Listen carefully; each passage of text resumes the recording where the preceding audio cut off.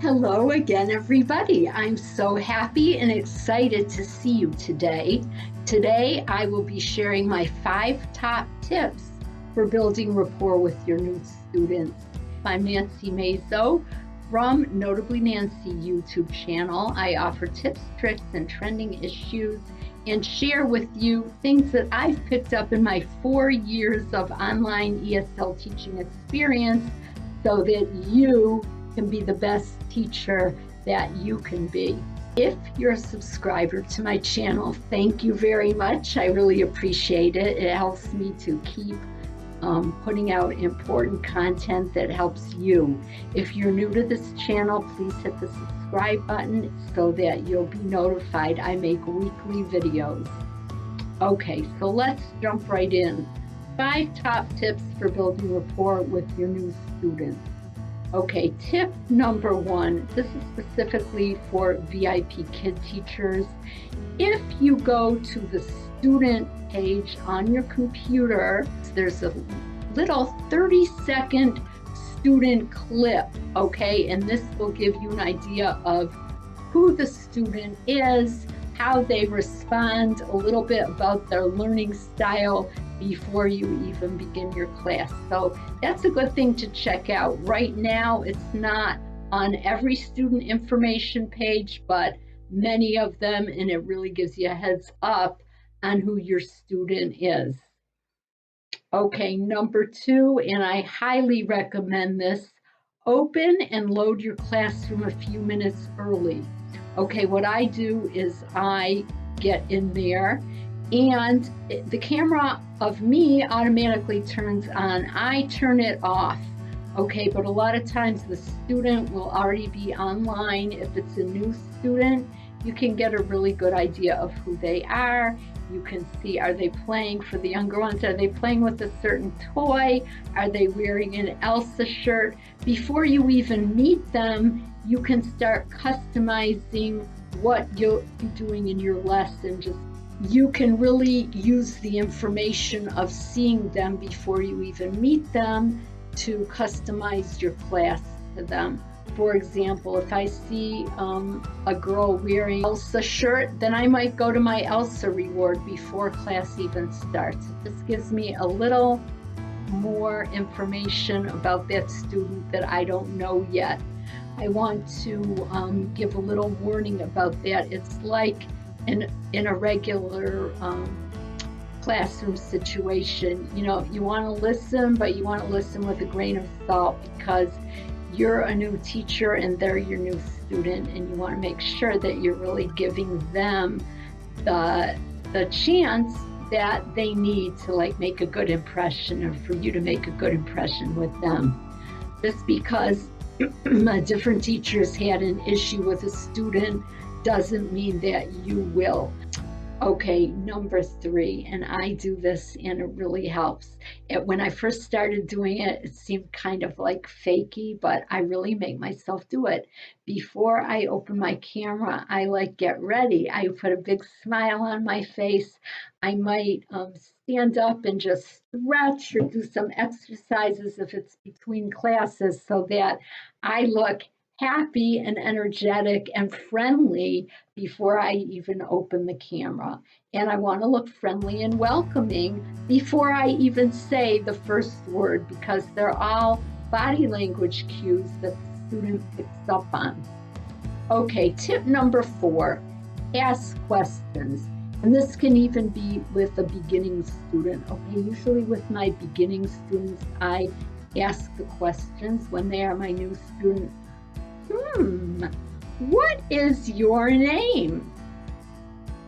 And they might tell me or they might not tell me, depending on if they're at that level yet. Sometimes with a level 1, you don't really know. Or are they in that silent period where they're more watching, absorbing the language than participating? So if they don't say anything, and, I waited seconds to give them a chance to answer, but if I see they're not answering and they look like a deer in the headlights, then I model for them.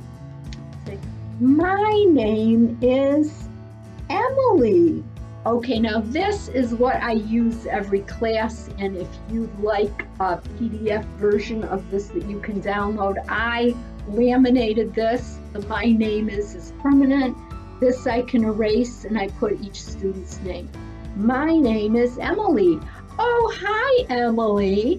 And then I'll ask another question. I'll say, how old are you? Okay, sometimes they'll say 5. Sometimes they already know and they say, I'm 5 years old. And I'll say, great. If they say nothing, I'll say, this is another thing I model. Okay, I have a Meg and she's holding up a number 5, and I have a Mike that's holding up a number 8. And whether it's a girl or a boy, I'll use Meg or Mike. If they seem like they didn't understand what I asked them, I'll look and I'll say, Meg, how old are you? And I point to the 5 and I model what Meg would answer. I'm 5 years old. And then I'll say, Emily, how old are you? And usually the student will be able to say, I'm 5 years old. And I'll say, okay, nice to meet you. Nice to meet you. And then for a younger student, I will go into, when you do a good job today, you get a, usually I would say 95% of the time they notice say star. And then I'll go into my reward. And when you do a great job today, you get whatever reward I'm featuring that day. Okay, for older, more fluent students, I won't use that kind of baby approach. I'll say, what's your name? And they'll say, my name's Emily. So, oh, Emily, how old are you? They'll say 12 or something. And I do the same thing. Nice to meet you. Nice to meet you. They get that. It doesn't matter how old they are. But after that, I will go into questions that I've gotten some visual cues from seeing them about, like, I might ask, did you go to school today? Or if it's a boy and I see he's like ready to go play soccer, I might say, what's your favorite sport? Are you on a team? Okay, are you ready? Let's go. Okay, if it's an older student, I say, let's go. If it's a younger student and it's their first time, I might say, let's go, and show them the go sign, and then we get right into the lesson. Okay, that rapport building should not take more than 3 minutes. Okay, that's it. Tip number 4, write notes about what you learned about the students. Okay, and up in the corner, I will give you my little card that you can click on the video, how to keep track of your students like a pro. Okay, this is just a quick overview of my note-taking system, but if you want more details, it's in that video. But just quickly, we have a file card on each student, and I've shown this in previous videos. You may have seen it before.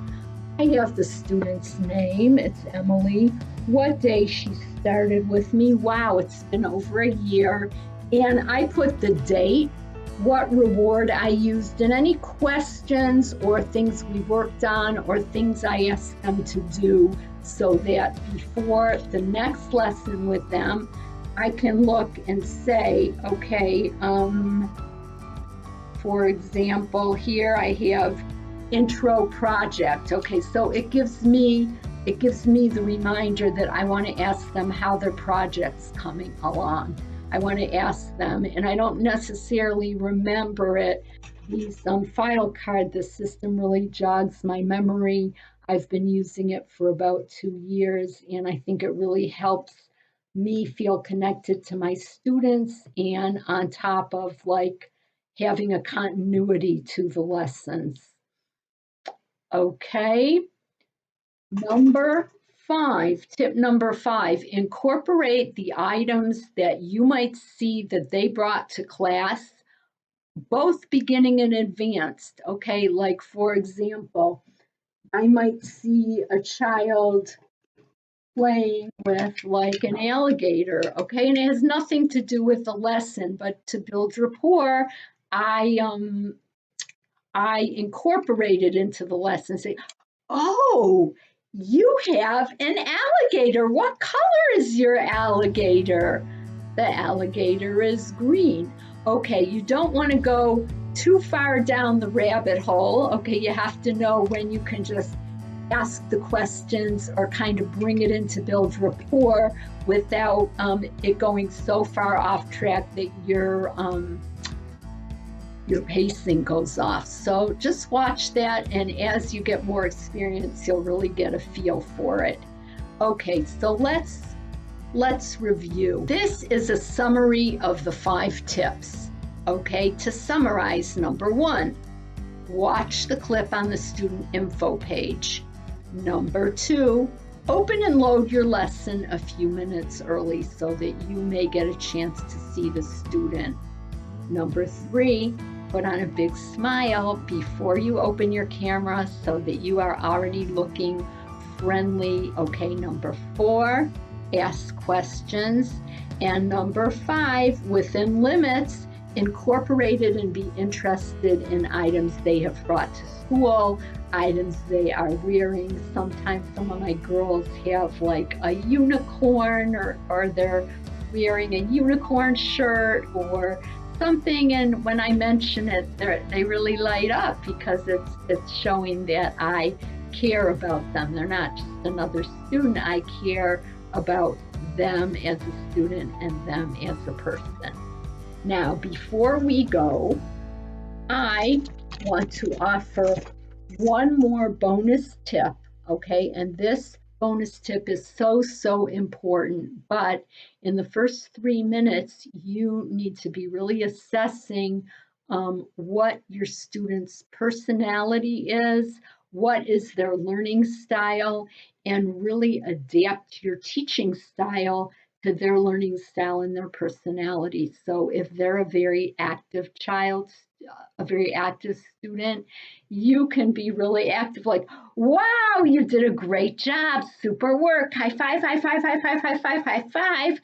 If they're a more reserved student, you don't want to be over the top because it won't be comfortable for them. So really try to match your teaching style with their learning style and their personality. So subscribe to my channel. Have a great week. I want you to let me know in the comments if you have any additional tips that you can share with us that you've discovered that are really useful. And I'll see you again next week. Have a happy week of teaching. Happy teaching. Bye. See you next time.